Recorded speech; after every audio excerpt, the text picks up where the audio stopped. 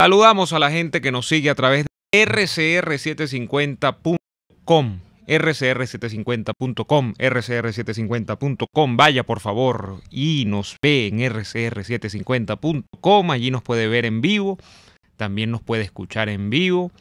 Usted elige si nos ve, si le desagradamos visualmente, bueno, solo nos escucha.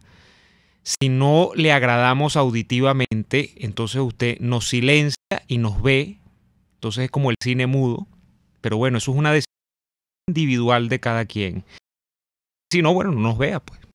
Es perfectamente válido el derecho a no vernos, pero rcr750.com le da a usted la posibilidad de vernos o de escucharnos en vivo. Gracias a la gente que también nos sigue apoyando a través de nuestro canal de YouTube. Se suscriben en nuestro canal de YouTube a través de el canal que es RCR750, pero si pones Radio Caracas Radio en el buscador también te sale allí el canal, es el primer resultado.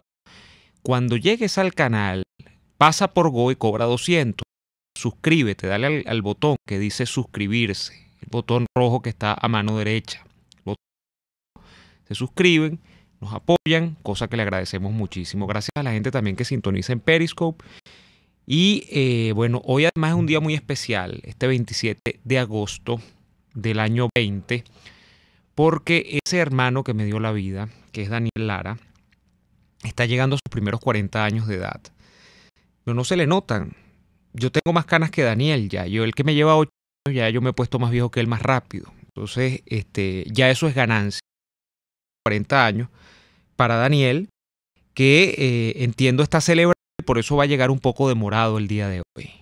No de rosado, sino de morado. Va a llegar demorado en un rato. No sé en qué estado va a llegar. Yo espero que esté en un estado por lo menos potable para la audiencia. Yo sé que va a ser así, porque Daniel nunca decepciona. Pero en todo caso, vaya mi felicitación por los primeros 40 años de vida de Daniel Lara. Mucha salud, mucha prosperidad y muchas cosas buenas y mucho de todo en este nuevo tramo de la vida que comienza de Daniel. Miren, el nuevo tramo que además comienza en la vida de nosotros en Venezuela, en lo que queda de la economía venezolana, donde un tipo que dice ser ministro de petróleo, imagínate, nosotros pasamos de Pérez Alfonso, de Calderón, de Toro Hardy, no sé, de una cantidad de gente que sabe de petróleo en Venezuela, a Tarek El Aissami, que es ministro de petróleo ahorita, nuevo ministro de petróleo, hace unos meses para acá, y además vicepresidente de economía, o sea, es economista y experto petrolero, Tarek El Aissami. Bueno, Tarek El Aissami ha anunciado el día de ayer 5 medidas económicas de Maduro en medio de la cuarentena por el COVID-19 en Venezuela. Estas medidas son pago complementario de nóminas al sector privado, bono de trabajadores independientes, prohibición de ejecutar garantías y reclasificación del riesgo crediticio y por último, prohibición de desalojo forzoso. Me imagino que se refiere a los arrendamientos y este tipo de cosas en medio de la cuarentena. Bueno, a mí me llama la atención particularmente la primera, pago complementario de nóminas en el sector privado. Y dijo el Aissami que de hecho ya las nóminas de las pequeñas y medianas industrias en Venezuela, incluso de algunas grandes industrias, no sé cuáles quedan en Venezuela, no sé cuál es la gran industria que queda en Venezuela, pero él dijo que existen, ya han sido asumidas por el Estado, que ya se ha comenzado a impulsar la producción nacional a través de acompañamiento en el pago de la nómina por parte del gobierno, que representa o dice representar él. Esto es increíble porque al punto que nosotros hemos llegado, bueno, mantener cualquier empresa privada en Venezuela es verdaderamente una odisea, pero ahora, en medio de la cuarentena que ha hecho y ha demolido la empresa privada, el comercio, la actividad comercial en todas partes del mundo, donde hay libertad, donde hay posibilidades de transar bienes y servicios de manera libre, bueno, en Venezuela es más odisea. Pero a mí me sorprende esto, porque yo digo, ¿cómo el Estado venezolano está pagándole o está ayudando o va a ayudar a complementar el pago de los sueldos y salarios de trabajadores dentro de la empresa privada? Yo no lo he visto de momento. Yo he visto es a unos empresarios que en algunos casos han tenido que reducir nóminas, en otros los pocos que quedan en Venezuela, los emprendedores, los verdaderos emprendedores. En algunos otros casos no han reducido, se han quedado trabajando a través de nuevas modalidades, todo lo demás. Han seguido honrando los compromisos, pero o sea, estos no son tres conchas de ajo, Venezuela y la cuarentena. Una actividad comercial que ya había sido mermada absolutamente en este país y que me llevó en alguna oportunidad incluso a mí a decir, después de que visité una zona del oeste de Caracas, en la Avenida Victoria, y esa frase me procuró muchos amigos, que los empresarios iba a llegar un día en el que, y ya estaba para mí llegando el día en el que iban a tener que hacerle una estatua, debido a la cantidad de riesgos que asumían y cómo le salían al frente esos riesgos. Ahora yo no quiero ni imaginarme lo que representa empresa. Ayer un amigo, Daniel, que está en Boston, me mandaba la foto de un mercado, es una especie de mercado, un downtown, ya que no sé si es en el downtown en Boston, no sé si existe downtown, pero es como la parte del centro de Boston. Y hay un mercado que yo me puse a averiguarlo, él me dice, averigua de este nombre, él debe estar escuchando, debe estar riendo. Y es un mercado, más o menos la edad que tiene la independencia de Venezuela, o que tiene como nación. Es un mercado fundado por allá por 820 y algo, o sea, antes incluso de que se diese ya el desenlace definitivo de la lucha independentista en Venezuela. Estamos hablando de más de 200 años, 200 años, números redondos, de historia. Y él me decía, lo importante de ese mercado, había muchos bares y restaurantes, y estamos hablando de Boston. Boston es una ciudad cosmopolita, Boston es una ciudad, o sea, estamos hablando casi que, o sea, no tiene el tamaño de la economía de la ciudad de Nueva York, por ejemplo, pero es una ciudad importantísima entre los Estados Unidos. Locales que no van a volver a abrir. Aquí hay cosas que no van a volver a existir. Han sobrevivido algunos de los grandes. Otros están viendo cómo hacen. Y él sabe más o menos de esto porque ha estado metido también, entiendo, en el tema de la industria de los bares, restaurantes, este tipo de cosas. Bueno, y eso es Boston. Y eso es un mercado o un sitio comercial que tiene más de 200 años de tradición. De manera que hay una marca posicionada, ahí hay una clientela que debe haber incluso heredado este sistema de comercio a nivel familiar, o sea, gente que tiene décadas yendo a los mismos sitios o han sido regentados por familias allí por años. Y él me dice, aquí un montón de estos sitios no van a sobrevivir. Bueno, ¿qué queda para Venezuela? Si en Venezuela, primero no hay libertad económica, primero no hay ninguna posibilidad de trazar planes económicos futuros porque tú no sabes, por ejemplo, cuánto va a valer la moneda, que se supone que es la moneda nacional, mañana o pasado. Y por eso es que ya todo el mundo se ha resguardado en el dólar.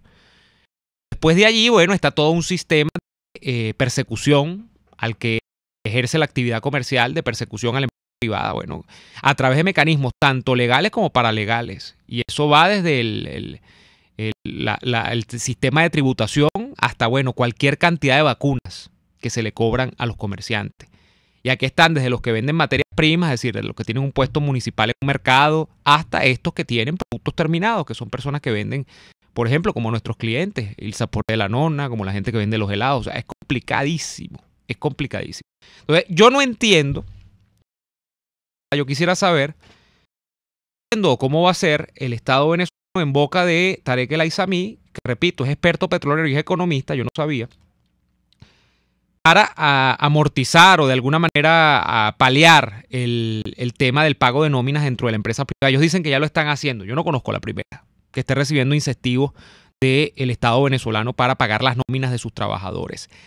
Por cierto, sí conozco ejemplos de estos que se aproximan a esto en otros países del mundo. Por ejemplo, en los Estados Unidos, nosotros habíamos comentado en programas anteriores que el presidente Donald Trump, que muchos dicen, bueno, el hombre de la derecha más conservadora y calcitrante, ultramontana y, bueno, todo lo que usted le quiera poner, ha aprobado, y así lo había aprobado incluso el Parlamento de los Estados Unidos, y eso estaba en discusión, entiendo que eso tenía que ser renovado, yo no sé si fue renovado, creo que sí, pero ya se había ejecutado en estos primeros meses de la cuarentena una ayuda deducida además de los impuestos, de la cantidad de impuestos que paga la gente de los Estados Unidos, que son muchos, hay que decirlo. Se paga impuestos en los Estados Unidos. Claro, depende de la entidad federal en la que tú estés, depende de la ciudad incluso en la que tú estés, pero se paga mucho impuesto. Pero esa ayuda Yo no recuerdo cuantitativamente cuánto era exactamente, pero creo que era algo así de más de $1.500 por cada miembro de la familia. En algún caso, claro, gente que esté en un estatus migratorio legal y todo lo demás. Eso estaba ocurriendo con gente que estaba formalmente empleada en los Estados Unidos. Se le estaba extendiendo un cheque. A partir, por supuesto, como digo, del pago de la tributación que hacía la gente allá. Bueno, en Venezuela aquí no ha ocurrido ningún tipo de ayuda, y yo no estoy hablando aquí de políticas populistas. No estoy hablando de ni la izquierda ni la derecha, estoy hablando de una coyuntura que llegó para quedarse por un buen rato en este mundo llamado planeta Tierra, y que en Venezuela, en efecto, si usted revisa, esto es grama seca, lo que ha dicho Tarek El Aissami, porque yo, después de 5 meses de que haya arrancado la cuarentena acá, yo no conozco ningún tipo de ayuda, más allá de estos fulanos bonos, a los que creo que se refirió Tarek El Aissami también, con el sistema este del Patria, que dan eventualmente a las personas que estén suscritas a esto. Yo no conozco formal, legal, más allá de eso de Patria, que tiene todos los visos que tiene, que uno sabe, de amortiguarle la carga a la gente en medio de la cuarentena, gente en Venezuela que ya hace maromas para poder comer, para poder pagar medicamentos, para poder hacer cualquier cantidad de cosas. Entonces, esto es risible. Yo voy a leerles de nuevo las 5 medidas de Tarek El Aissami y de Maduro. Pago complementario de las nóminas en el sector privado, bono para los trabajadores independientes, que son la mayoría, de hecho, en Venezuela. Para los que no saben, el sector de los trabajadores independientes en Venezuela llega al 50% de la gente activa, la que está empleada, baja pues. Porque empleada me imagino que es que tiene que tener un patrono. Eso está estudiado, creo que en la última Encovi, el 50% de la gente en Venezuela está trabajando por cuenta propia, y es lo lógico. Es un ingreso que puedes, claro, tú asumes más riesgos al no tener patrono, sin ser tu propio jefe, pero tienes las mayores posibilidades de tener mayores ingresos. El 20 y tanto está en la industria privada, en el sector privado, y el otro 20 y tanto está en las empresas. Bueno, en las empresas no, en las, porque el Estado no tiene ninguna empresa que funcione. La empresa, para ser tal, tiene que funcionar.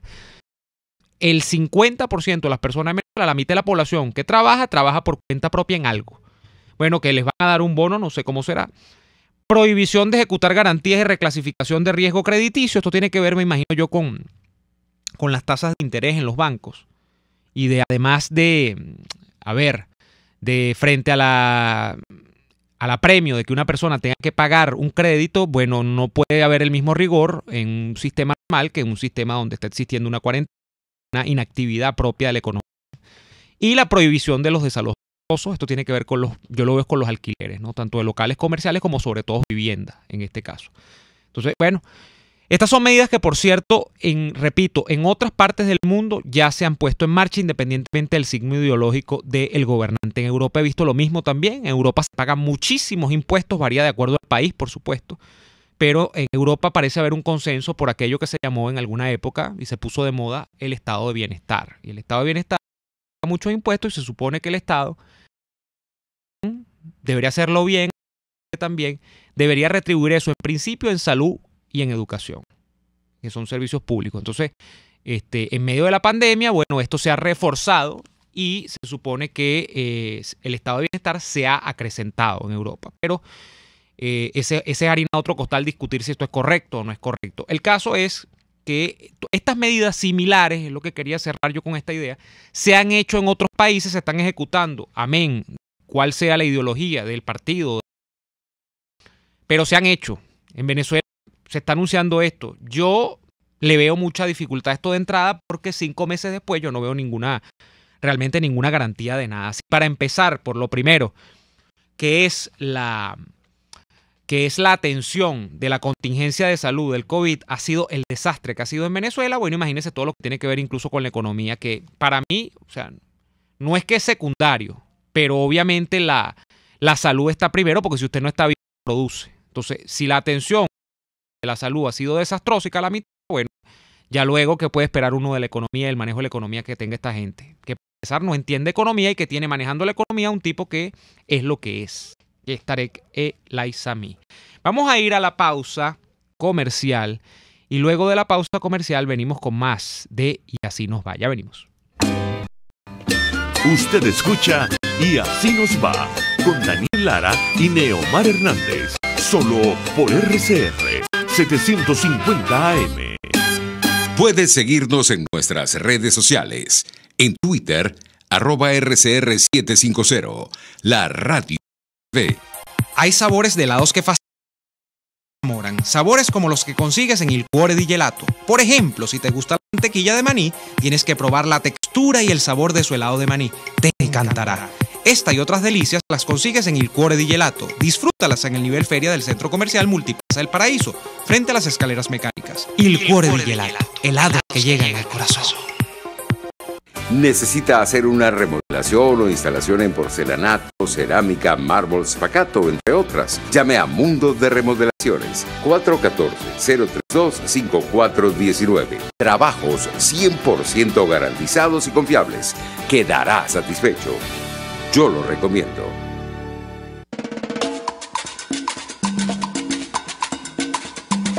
Fuerza que nos activa, fuerza que une a un país que quiere cambio. Mi nombre es Chuo Torrealba y estoy contigo desde las 5:30 de la mañana para que te enteres de todo lo que acontece dentro y fuera de un país en crisis, un país que quiere cambio y libertad. Unidad, la fuerza es la unión, de lunes a viernes desde las 5:30 de la mañana con Chuo Torrealba, solo por RCR, porque lo bueno une. Les estamos presentando Y así nos va, cuando se tiene algo que contar, con Lara y Hernández, solo por RCR 750 AM.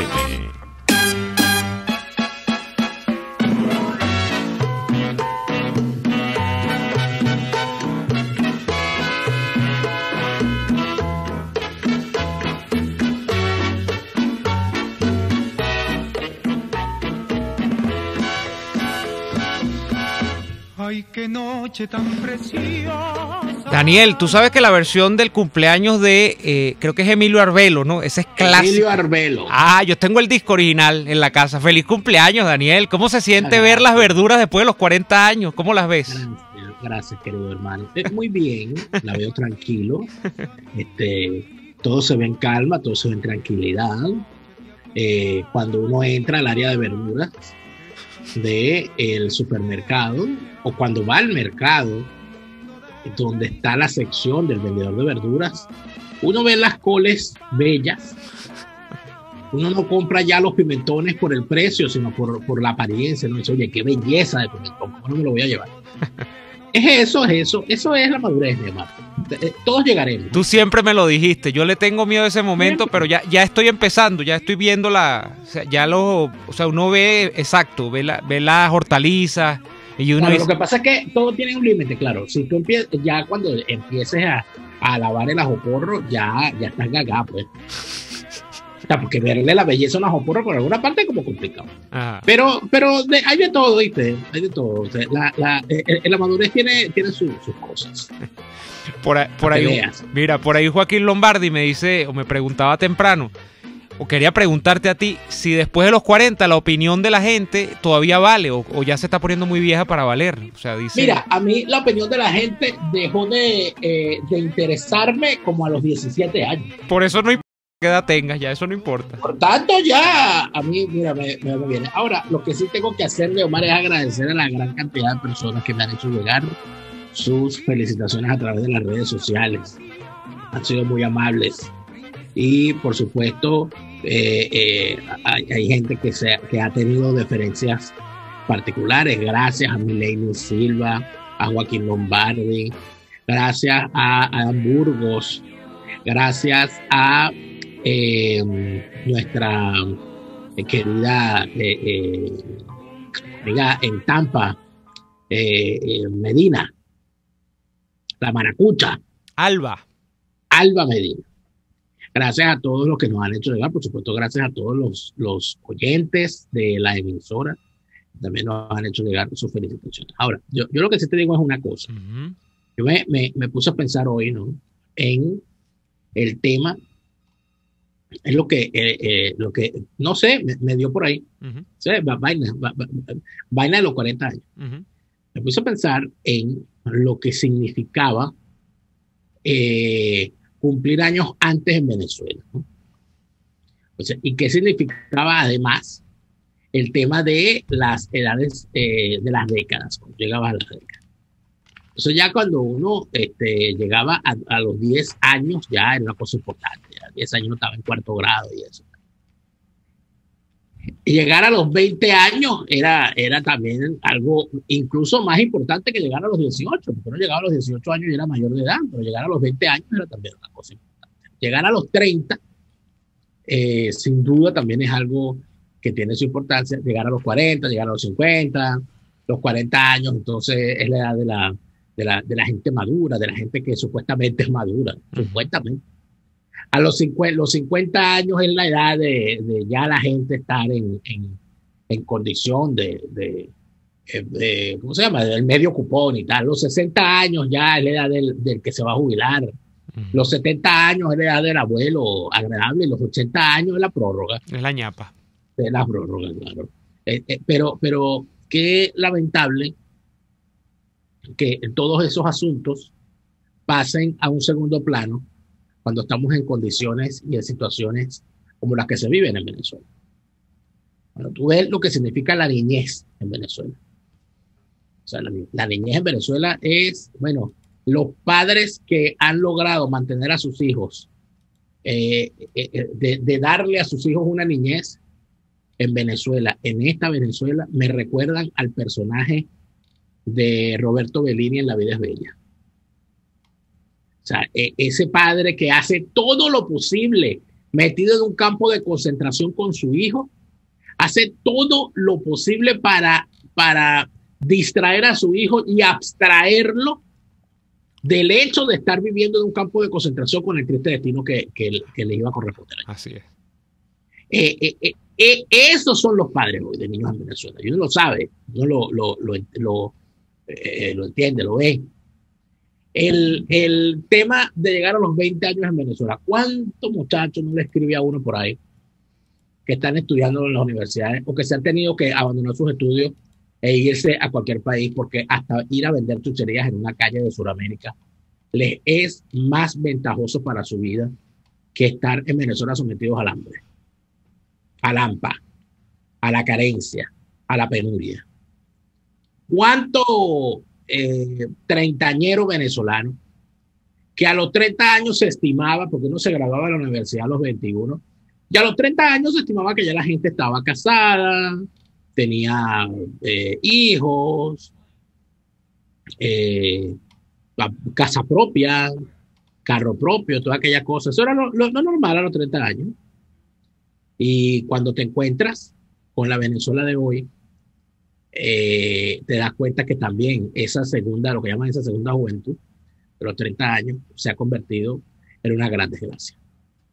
Ni hablar ya más adelante, ni hablar de la mediana edad, ni hablar de lo que significa gente que a los 50 años soñaba con estar ya establecida, tranquila, con su patrimonio seguro, casa propia, hijos grandes, universitarios, sin mayores preocupaciones, pensando en tomarse tiempo, en trabajar menos, etcétera. Pero hoy vemos a gente a los 50 años y a los 60 años y más trabajando y trabajando y trabajando, porque no hay manera alguna de sobrevivir en Venezuela si no se mueve el esqueleto. La vejez en Venezuela ha sido sometida, ha sido puesta de rodillas con las pensiones de hambre, con la humillación de tener una pensión que es mentira, porque no solamente es una pensión de hambre, sino que no la puede cobrar. O sea, el pensionado no solamente tiene una pensión de hambre, sino que cuando va a cobrarla no se la pagan, se la pagan por parte, porque no hay billetes, porque no hay plástico para hacerle la tarjeta. Todo, por supuesto, eso es culpa de Trump. Entonces, cuando tú te das cuenta de las penurias a las cuales son sometidas las personas de la tercera edad, los ancianos venezolanos, allí tú entiendes cómo el chavismo logró destruir cada una de las metas que según su edad el venezolano aspiraba a concretar. Tener una niñez, tener una juventud, tener una vida madura, tener una vejez tranquila. Bueno, esas metas el chavismo las acabó. Eso no existe. Eso no existe. Yo sinceramente quisiera pensar que en algún momento Venezuela volverá a tener metas como esa en una sociedad distinta, que se mire a sí misma y que decida liberarse. Sinceramente, lo veo lejos en este momento. Pero afortunadamente, yo, hoy que estoy llegando a los 40 años, caigo en cuenta de que lo que yo más he hecho en mi vida es equivocarme. Pero te arrepientes de lo que te has equivocado. Pues es que sé yo, me parece una tontería, porque si uno se arrepiente de lo mal que ha hecho, estaría a la vez arrepintiéndose de lo que hoy es, porque uno es la suma de lo que ha vivido, bueno y malo. Entonces yo, por ejemplo, yo voté 2 veces por Claudio Fermín. Yo voté 2 veces por Juan Guaidó. Chicos, yo voté, bueno, ahí sí, pude haber votado 3 veces por Olivares, pero solamente lo hice 2 veces. ¿Y por Capriles? Capriles fueron 2 nada más. Por Capriles voté 2 y le cuidé los votos a la rata esa. Voté por Rosales y le cuidé los votos al desgraciado ese también. Yo voté por Rosales, mi primer voto en la tarjeta del MAS. Mayor error en la vida no puede producirse. Bueno, pero entonces ahí es donde tú ves, uno no es el dueño, uno no es el dueño de la verdad. Lo que pasa es que la gente cree que como uno habla seguro de lo que está diciendo, porque yo estoy seguro de lo que estoy diciendo. Uno no se ha equivocado. Si uno lo diría, entonces siente que es que uno se está colocando como el depositario absoluto de la verdad, de la realidad, y que uno es inapelable, ¿no? No me puedo equivocar. De repente, lo que dijo Juan Guaidó recientemente, de eso de que el 6 de enero va a estar en Miraflores, de repente eso se hace realidad. Y el 6 de enero el señor amanece en el distrito de Miraflores de Lima. Que es uno de los barrios más acomodados del Perú, ¿no? Yo estuve allí, eso es una belleza, ¿viste? Dicen que es lo más acomodado. De Lima. De Lima, bueno, y Lima es la capital, pues. Yo me quedé en un hotel allí que quedaba dentro de que tenía vista al campo de golf del Country Club de Miraflores. Pobrecito. Qué belleza de vista había allí, qué maravilla. Es una cosa, ajá. Bueno, de repente es para allá que va el señor Juan Guaidó, o de repente aparece allí en la esquina de Bolero, que es donde está Miraflores, ¿verdad? Bueno, y el señor aparece allí. De repente estamos equivocados todos. De repente es bueno que la familia de un tipo que quiere ser presidente se enriquezca. De repente es bueno que los políticos roben y se conviertan en millonarios al momento que llegan al poder, porque bueno, de repente es uno el que está equivocado, de repente ser honesto está pasado de moda. Claro. De repente lo bueno es que los tipos roben porque así tendrán más apetito por alcanzar el poder, y entonces los tipos dirán, no, yo quiero más real, entonces tengo que llegar a Miraflores. Que llega más alto. Y cuando de repente es así, de repente uno está equivocado. O sea, yo no creo tener la verdad en mis manos. Y ahora que he llegado a los 40, mucho menos. Salud, por cierto. Salud, que sean 40 más, que sean 40, 50, 60, 100 años más para los israelíes dicen hasta 120 y más. Dicen los israelíes. ¿Y cómo ha sabido, y yo te digo, cómo ha sabido esa gente de verdad hacer valer ese... No, esa gente... Sí, hombre. No, esa gente de verdad, por eso yo profeso, yo soy católico, pero el tema del pueblo israelí, su historia de pervivencia, de persistencia frente a la dificultad, que es esa misma lucha, por cierto. Tú puedes ser todo lo católico que quieras. No sé si tú sabías que hay israelíes católicos. Yo lo sé, sí. Una cosa es ser israelí, otra es ser judío. ¿No? Pero, y hay árabes israelíes. Claro, también. Pero digo yo, por este tema que tú decías de Roberto Benigni es verídico, y la vida bella, o sea, Roberto Benigni frente al panorama de la oscurana total que tenía y esa historia de persistencia, yo digo, ese es el papel de la vida, no solo de Roberto Benigni, de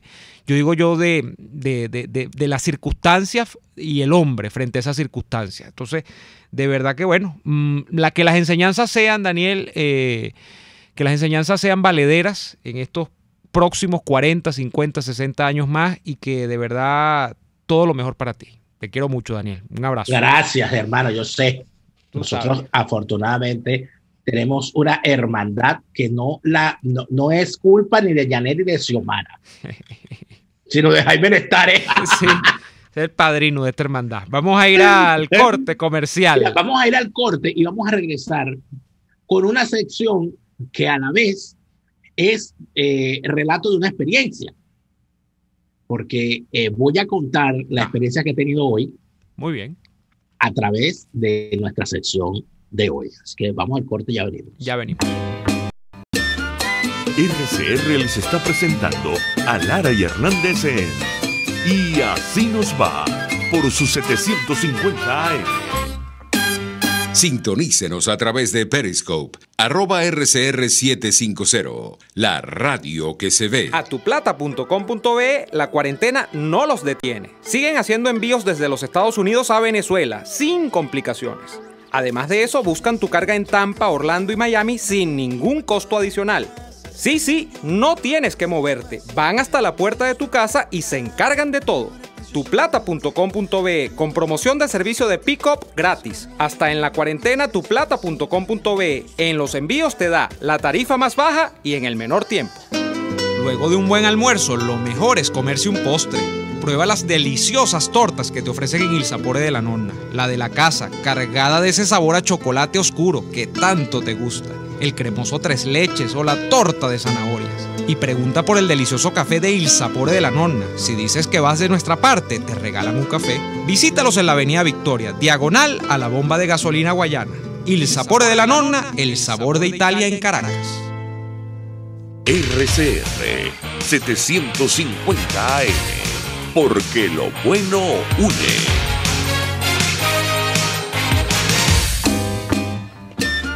Estamos escuchando Y Así Nos Va con Lara y Hernández por RCR 750 AM.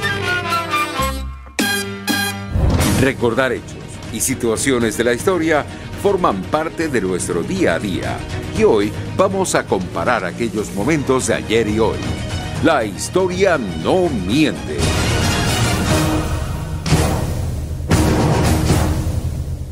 Con la esperanza de que una batalla decisiva cambiara la suerte, Napoleón salió de Francia para otra campaña en Europa Central.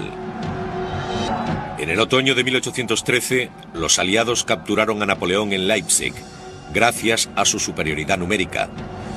A principios de 1814, Napoleón, de nuevo en París, supo que los aliados habían invadido Francia. El 31 de marzo de 1814, los aliados marcharon hacia los Campos Elíseos. La guerra no había hecho más que empezar. Ahora, incluso sus mariscales se volvieron contra él. Cuando quiso reunir lo que quedaba de su ejército para marchar hacia París, se negaron a luchar más.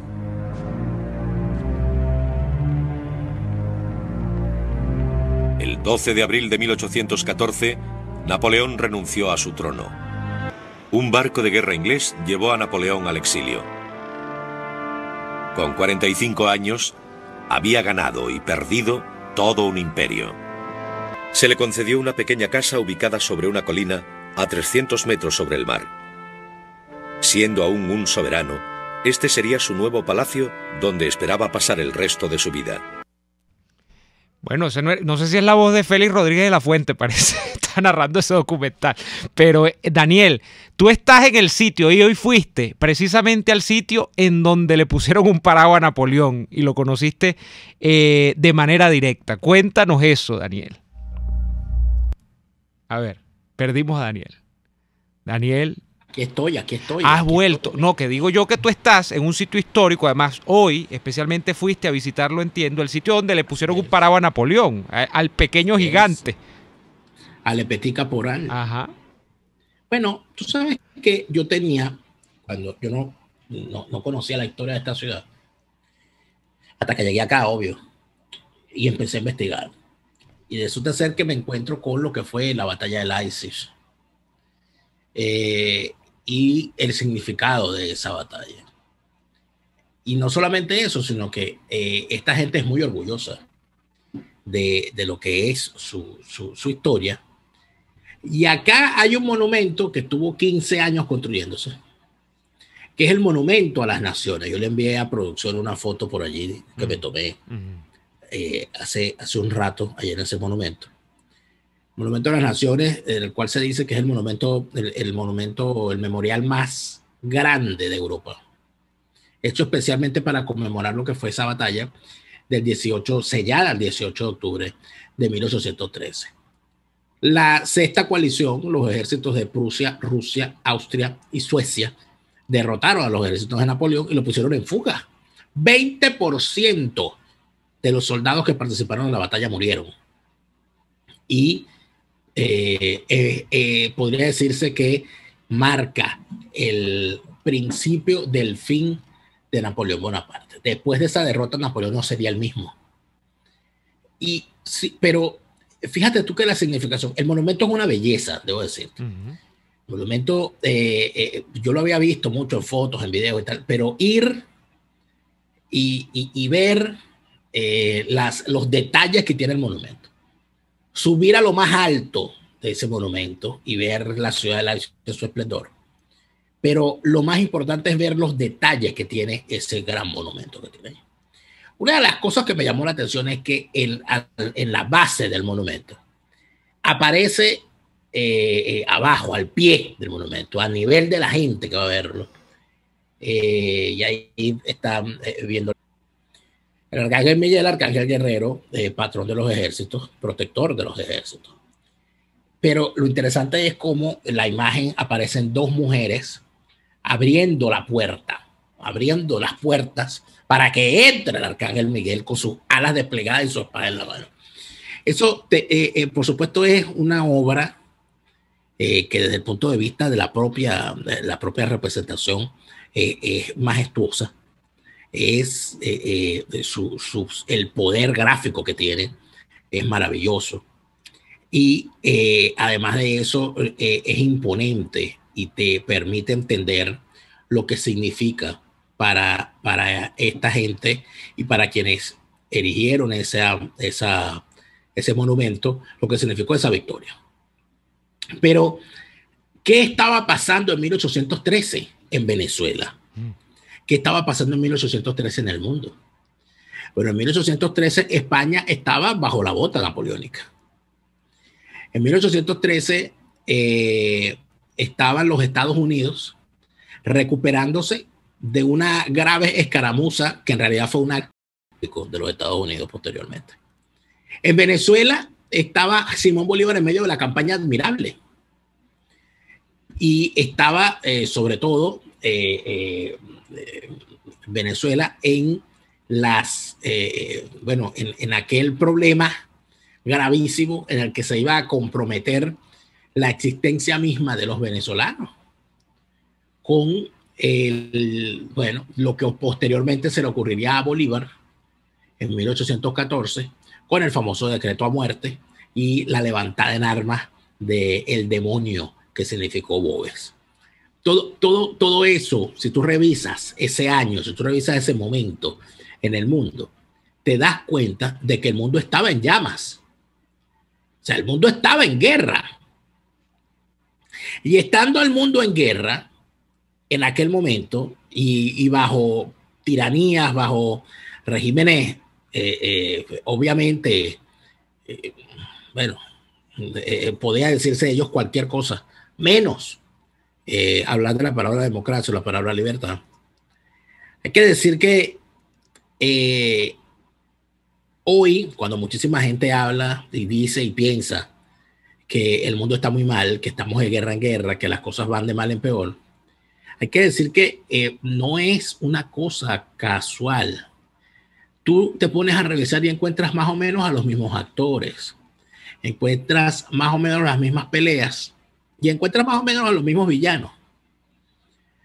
A veces encuentras los mismos héroes, aunque se hace un poco difícil. Pero al mismo tiempo te encuentras con lo que es básico dentro de todo esto. El mundo siempre ha estado en guerra. En los periodos de paz que ha tenido el mundo han sido, creo que muy pocos y quizás se pueden contar en meses. Yo no sé si hay alguien que logre contar, llevar la cuenta en algún momento de el tiempo en el que el mundo ha pasado sin guerras, sin ninguna guerra en ninguna parte del mundo. Yo creo que eso nunca ha ocurrido. Pero en todo caso, me llamó muchísimo la atención de esta visita de Omar a este sitio histórico, maravilloso, majestuoso, impresionante. Es la la celebración que con él se hace a lo que fue un triunfo sobre una hegemonía que se pretendía implantar, y también el propio el monumento a las naciones, pues se llamó la Batalla de las Naciones, de cómo Europa está construida sobre estas pequeñas historias, ¿no? Sobre estas pequeñas grandes historias, sobre estos pequeños grandes héroes, y cómo se niegan a olvidarse de esas pequeñas historias, y además de eso se niegan a que dichas historias sean manipuladas por demagogos de turno para poner la historia a su favor y en su servicio. Ojalá en algún momento en Venezuela logremos construir la historia de la que siempre nos habla el profesor Agustín Blanco Muñoz. Construir la historia que no se convierte en una percha para que se cubra el tirano de turno y el tirano que aparece en el momento. Si nosotros logramos hacer eso, la significación del campo de Carabobo, la significación del Paseo de los Próceres, la significación de tantos otros monumentos históricos venezolanos pasará a ser otra, y evidentemente la sociedad venezolana terminará ganando. Pero mientras nosotros tengamos la devoción y el culto al héroe, el culto al caudillo, bien sea a través de sus estatuas, bien sea a través de pintando los ojos de determinado caudillo, nosotros no vamos para ninguna parte. No vamos a ir para ninguna parte. Nos vamos a estrellar permanentemente. Ojalá eso algún día lo logremos entender. La batalla de Leipzig fue además, como ya lo anunciábamos al principio, el punto de inflexión, digamos, dentro de lo que significó la conquista de media Europa de Napoleón, un tipo que parecía invencible en algún momento, y logró que Napoleón tuviese que replegarse. Cuando Napoleón se repliega, entiendo, a París, Daniel, después inicia una campaña que termina en la absoluta derrota de aquello que significó la derrota de Waterloo, año 15 ya, junio del año 15, 1815 estamos hablando, ¿no? del año 2015. Y bueno, ¿cómo terminará Napoleón? Napoleón Bonaparte terminará sus días apresado por las tropas británicas y enviado al exilio en la isla de Santa Elena. Allí murió enfermo. Bueno, hay teorías de la conspiración incluso, que lo envenenaron, estaba enfermo del estómago, no se sabe muy bien, pero murió bastante joven Napoleón Bonaparte. Creo que tenía 40 y ya te voy a decir, creo que tenía como 47, 45 años tenía cuando murió Napoleón Bonaparte. El caso es que estás en un sitio doblemente histórico. Bueno, yo seguramente que hay más razones por las que Leipzig es histórico, pero además es histórico por el tema de la participación de esta zona geográfica de Alemania durante lo que significó la división de las dos Alemanias, y el caso de la Alemania, digámoslo así, comunista, y la Alemania liberal o la Alemania democrática, auténticamente, aunque la que se hacía llamar democrática era la comunista, como pasa con todos los comunistas, ¿no? Pero es una región, y así me lo dijo una vez, ya tú te habías ido, Daniel, nuestro amigo Orlando Zamora, que él había estado allí, me dice, no, Leipzig es una región rica en historia. Fíjate que yo no recordaba este episodio de que la inflexión de la carrera militar del imperio napoleónico empieza a decaer justamente con este hecho que tú estabas narrando el día de hoy, con ese sitio donde está hoy levantado ese monumento, con esa batalla de Leipzig, esa liga o esa especie de coalición de naciones que se armó en contra de la intención de Napoleón Bonaparte. Y allí se vino abajo pues toda la era y la égida napoleónica. Vamos a ir al corte comercial y a la vuelta venimos ya con la parte final de este programa en clave cumpleañera histórica de Y Así Nos Va. Ya venimos. Escuchamos Y Así Nos Va con Lara y Hernández, porque la realidad no se tapa con un dedo, solo por RCR 750 AM. Puedes seguirnos en nuestras redes sociales. En Twitter, @RCR750, la radio que se ve. Hay sabores de helados que fascinan, obsesionan y enamoran. Sabores como los que consigues en Il Cuore di Gelato. Si de fruta se trata, no te pierdas el de fresa, el de mora o el de pay de parchita, con ese toquecito de acidez que nos encanta. Esta y otras delicias las consigues en Il Cuore di Gelato. Disfrútalas en el nivel feria del Centro Comercial Multiplaza del Paraíso, frente a las escaleras mecánicas. Il Cuore di Gelato, helados que llegan al corazón. A tuplata.com.be la cuarentena no los detiene. Siguen haciendo envíos desde los Estados Unidos a Venezuela sin complicaciones. Además de eso, buscan tu carga en Tampa, Orlando y Miami sin ningún costo adicional. Sí, no tienes que moverte. Van hasta la puerta de tu casa y se encargan de todo. Tuplata.com.be con promoción de servicio de pick-up gratis. Hasta en la cuarentena tuplata.com.be. En los envíos te da la tarifa más baja y en el menor tiempo. Antojos de pizza, pasta o risotto durante la cuarentena. Lo resolvemos. En Il Sapore de la Nonna tienen delivery a varias zonas de Caracas. Así es, Il Sapore de la Nonna te lleva lo mejor de la comida italiana hasta la puerta de tu casa. Haz tu pedido por el 0212-634-0982 o por el 412-569-9404 y disfruta de todo su sabor. Il Sapore de la Nonna en cuarentena sigue siendo el sabor de Italia en Caracas. Les estamos presentando Y así nos va, cuando se tiene algo que contar, con Lara y Hernández, solo por RCR 750 AM. William Dávila, mi amigo William Dávila fue al Táchira. Ay, no, Dios mío. Fue al Táchira con Carlos Prosperi y Edgar Zambrano. Extraños compañeros de cama, hace la política. Mira, y lo fue para el Táchira y declaró. Y entonces le preguntaron por la gobernadora. Pues dice, bueno, ¿qué pasó con Lady Gómez? ¿Es o no es ADECA? Dice, necesariamente está autoexcluida. Aquí no se puede estar en los dos lados, porque Lady Gómez creo que está apoyando la participación en diciembre. Ahora, yo le diría, no a William Dávila, porque yo sé por dónde viene esto, Carlos Prosperi, Zambrano, bueno, a Henry Ramos. Ellos no votaron a Lady Gómez en el año 17. Y ahora salió Lady Gómez en un video en estos días, Daniel, de Acción Democrática, diciendo que lo que encomendó Henry Ramos en el año 17 es que, bueno, que no usaran la tarjeta de Acción Democrática, pero que si ellos querían inscribirse, que se inscribieran, que ellos no lo iban a votar nada, que eso era un parapeto. Ahora, esta votada sí es de verdad. Yo de verdad que digo, y uno rastrea, porque el problema es con Internet es ese, que tienen estos tipos, por ejemplo, como Henry Ramos, como estos tipos que dan declaraciones y después creen que eso se borra. No, eso era antes, que tú das una declaración y que daban el videotape de un canal de televisión, de una estación de televisión, o en la radio, y eso nadie lo hace, eso público, a menos que usted fuese un trabajo de memoria histórica. Mire, deme las declaraciones del diputado tal de hace 10 años, a ver qué decía sobre el petróleo, a ver si mantiene su posición, deme qué decía sobre el partido tal. No, usted se mete en Google, o mejor dicho en YouTube, y pone elecciones de gobernador el año 2017 o Henry Ramos 2017, Lady Gómez, y ahí va a decir, o ahí le va a salir una lista de todos los videos de la de aquel año. Y ahí ese lo dijo, esta gente está votada porque se entregaron al régimen tal. Y a los 3 días, porque usted también puede utilizar, además del YouTube, puede usar el Facebook o el Instagram, cualquier cosa de esta, usted ve las fotos en el CEN de Acción Democrática, que hoy parece que le agarró la llave Bernabé Gutiérrez, lo tiene ahora Bernabé Gutiérrez, cómo le amontaban actos a Lady Gómez después de que supuestamente ganó la gobernación. Pues yo no sé si la ganó o no la ganó, dicen que es gobernadora, no sé si ha podido ejercer la gobernación. O sea, no la votaron nunca. Entonces, esta falta de respeto permanente de los dos lados, porque ahora ella, bueno, imagínate tú, ahora está llamando a las elecciones.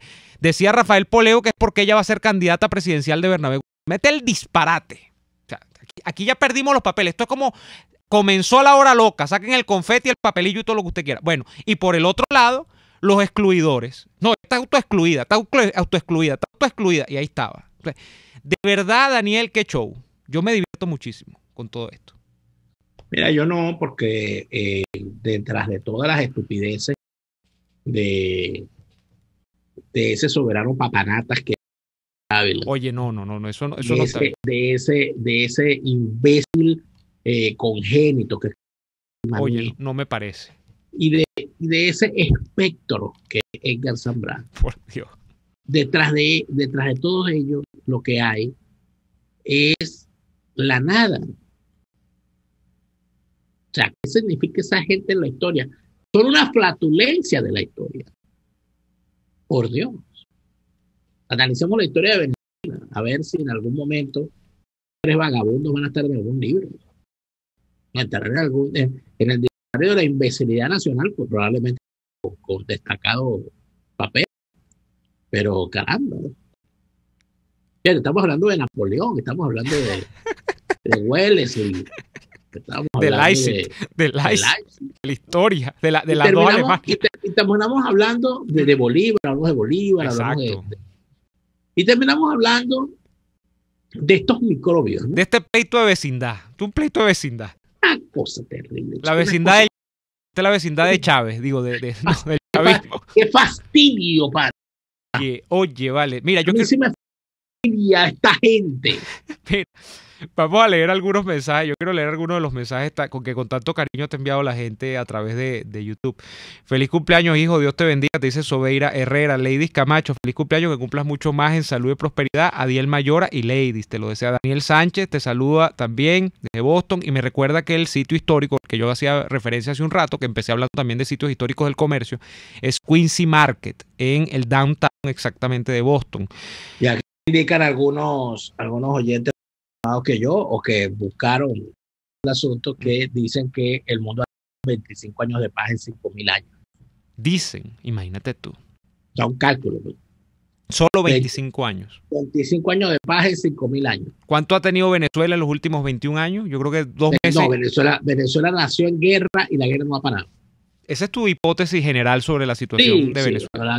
La guerra en Venezuela arrancó en algún momento de 1808, un poquito antes, con el tema de los grandes cacaos cogiéndose las tierras de los paros al sur, al suroeste de Venezuela, para meterse en la ganadería y escapar del tema de la caída de los precios del cacao. Ahí empezaron entonces los problemas y tal. Termina la cosa estallando con toda esta cosa de las castas y estas locuras en el año en 1808 con la rebelión de los mantuanos, y en 1810 se convierte en la locura. Fíjate, una cosa bien particular para la gente que le gusta hacer comparaciones, ya no sé, pero esta gente que le encanta hacer comparaciones, no, porque si a nosotros veces, en vez de los españoles, nos veíamos como los Estados Unidos, una gente que es súper inteligente, porque nunca se comparan con Trinidad. Nunca dicen pudiésemos ser como Trinidad, que fue colonia inglesa. No pueden decir pudiésemos ser como Grenada. Y dice pudiésemos ser como los Estados Unidos, porque la gente tiene ímpetu, ¿verdad? Y tiene aspiraciones en la vida. Fíjate tú que los colonos en los Estados Unidos, a diferencia de en lo que se conoce en los distintos países, no hicieron segmentación por castas dentro de su grupo racial. En Estados Unidos eras blanco, punto. Caucasian. No, ni siquiera Caucasian, blanco. Eso Caucasian lo inventaron ahora los eufemísticos. Okay. Era blanco, punto. Y ya. En el caso de Venezuela, no. En el caso de Perú, entonces, blanco peninsular, blanco criollo y blanco de orilla. Ya por allí llevamos la semilla del mal. En cambio, en los Estados Unidos, todo es bueno. En los Estados Unidos, blanco es blanco. Y no anda con, no, que este es blanco de orilla, no, que este es blanco tal. No, el blanco es blanco. Y por eso es que hay en los Estados Unidos todavía temas, bueno, todavía vivitos, están vivos, los temas de los supremacistas blancos, pero tú no ves en Venezuela ningún tema de racismo racial, de supremacismo blanco. Eso se diluyó. Los propios blancos se encargaron de hacerlo, los blancos fundadores, los colonos. Se dividieron entre blancos peninsulares, blancos criollos, blancos de orilla, y se negaron privilegios entre ellos, se pusieron a pelear. Cuando vinieron a ver, estaban metidos en una guerra de independencia. Todo el mundo con todo el mundo. Y la gran mayoría pereció en eso. Eso es interesante, pero lo que me encanta estar comparando las cosas. Mira, nos vamos por el día de hoy. Tenemos que ir tan temprano. Feliz cumpleaños número 40 para Daniel Lara. Nosotros seguimos en esta lucha. Mañana viernes de los oyentes. Por favor, que mañana te va a cantar las mañanitas. Eso. Uy, Dios mío. Vamos a esperar a ver qué sale mañana de esas llamadas. Y bueno, nos escuchamos nuevamente. Nos vemos mañana. Hasta entonces. Por hoy termina Y Así Nos Va. Síganos en Twitter en @y así nos va, @delaraf y @neoadolfo. RCM 750 AM. RC